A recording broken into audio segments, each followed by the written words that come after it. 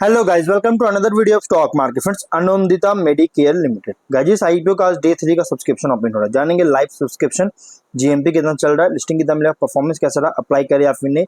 आज last day है तो अप्लाई करना चाहिए या फिर नहीं, इन सभी पॉइंट्स को डिस्कस करेंगे। चलिए फ्रेंड्स, वीडियो स्टार्ट करते हैं। आईपीओ 22 अगस्त ओपन हुआ था, 26 अगस्त आज के दिन क्लोज किया जा रहा है। 10 रुपीज का face value, 145 rupees per share की अपर प्राइस बैंड, 1000 शेयर्स की lot size, fresh capital. IPO है 69.5 करोड़ का इशू साइज, 48 लाख शेयर्स का इशू किया जा रहा है। Mansi share and stock broking market maker रखा गया है। Book built IPO NSC SME listed किया जाएगा।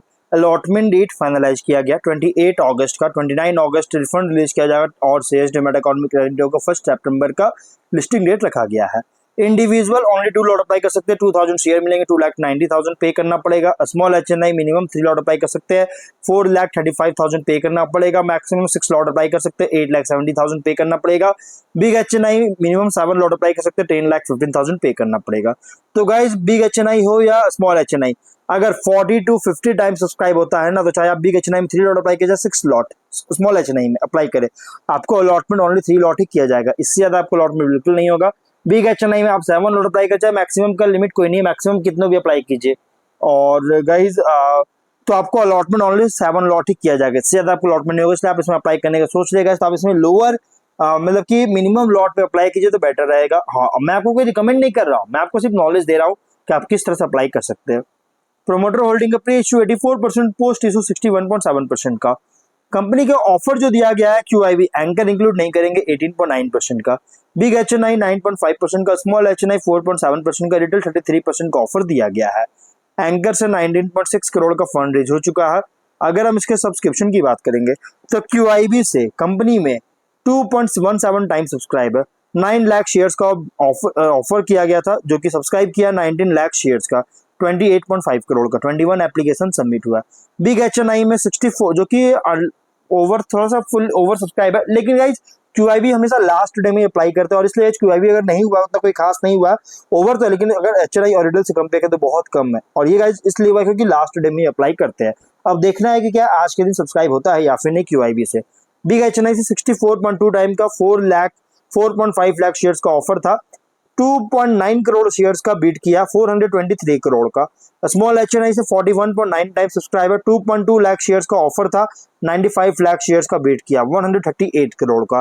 रिटेल में 56.6 टाइम सब्सक्राइबर, 15.8 लाख शेयर्स का ऑफर था, 9 करोड़ शेयर्स का बीट किया, 1302 करोड़ का बीडिंग है, 44,907 एप्लीकेशन सबमिट हुआ है।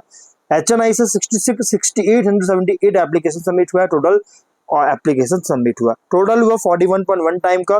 31.7 लाख शेयर्स का ऑफर था, 13 करोड़ शेयर्स का बीट किया है, 1891.4 करोड़ का बीडिंग है, जो कि 51,806 एप्लीकेशन सबमिट हुआ है। बहुत ही स्ट्रॉन्ग सब्सक्राइब देखने को मिल रहा है इस कंपनी को ओवरऑल अगर देखा जाए तो।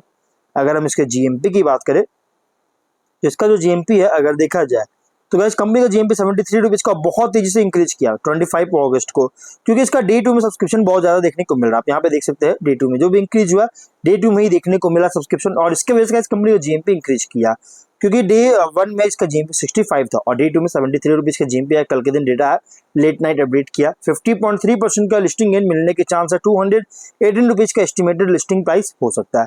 बिजनेस ज्यादा कुछ मैं बात नहीं करूंगा क्योंकि ऑलरेडी मैंने वीडियो बना रखे हैं, जो कि कंपनी जो है मेल कॉन्डम्स का मैन्युफैक्चर करती है, जो कि मार्च 24 में फाउंड किया गया था। इससे पहले कंपनी जो है प्रोप्राइटरशिप की तरह कंपनी काम करता था, और उसके बाद अब कंपनी जो है कन्वर्ट किया है पब्लिक लिमिटेड कंपनी के ऊपर, और प्रोप्राइटरशिप कंसर्न पर कंपनी था पहले और 24 से पहले, और male condoms, flavoured male condoms का मैन्युफैक्चर करता है, और फ्लैगशिप ब्रांड है, फ्लैगशिप प्रोडक्ट ब्रांडेड है कोबरा, और लगभग 56.2 करोड़ कॉन्डम्स एनुअली प्रोड्यूस करने का कैपेसिटी है। मैन्युफैक्चरिंग फैसिलिटी जो है नोएडा उत्तर प्रदेश में है, और कंपनी प्रोडक्ट्स को अलग अलग इंटरनेशनल मार्केट्स जैसे इंक्लूड है south east Asia, Africa, middle east में प्रोडक्ट्स एक्सपोर्ट करता है।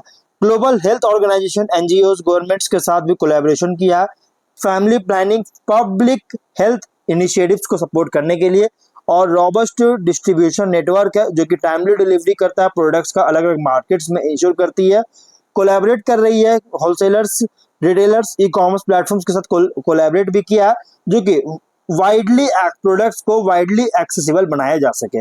इसके अलावा स्ट्रॉन्ग टाइज है गवर्नमेंट हेल्थ प्रोग्राम्स और इंस्टीट्यूशंस के साथ, जो कि एक की रोल प्ले कर रही है एसेंशियल मेडिकल प्रोडक्ट्स को सप्लाई करने में प्रोडक्ट पब्लिक हेल्थ इनिशिएटिव्स के लिए।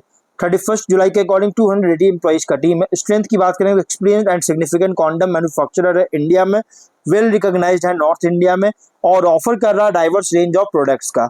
तो ओवरऑल कंपनी जो है ना मैन्युफैक्चरिंग मार्केटिंग करता है मेल कॉन्डम्स का, और ऑफ लेट मतलब कि लंबे टाइम के बाद अभी रिसेंटली जो है कंपनी जो है हाल ही में रिसेंटली जो है फीमेल कॉन्डम का भी प्रोडक्शन में इंटर किया है, जो कि कंपनी अगर देखा जाए तो। और अगर हम बात करें फाइनेंशियल का, तो 23 में 36 करोड़ का रेवेन्यू, 35 लाख का प्रॉफिट, 24 में 46 करोड़ का रेवेन्यू, 3.8 करोड़ का प्रॉफिट, 25 में 77 करोड़ का रेवेन्यू, 16.4 करोड़ का प्रॉफिट है।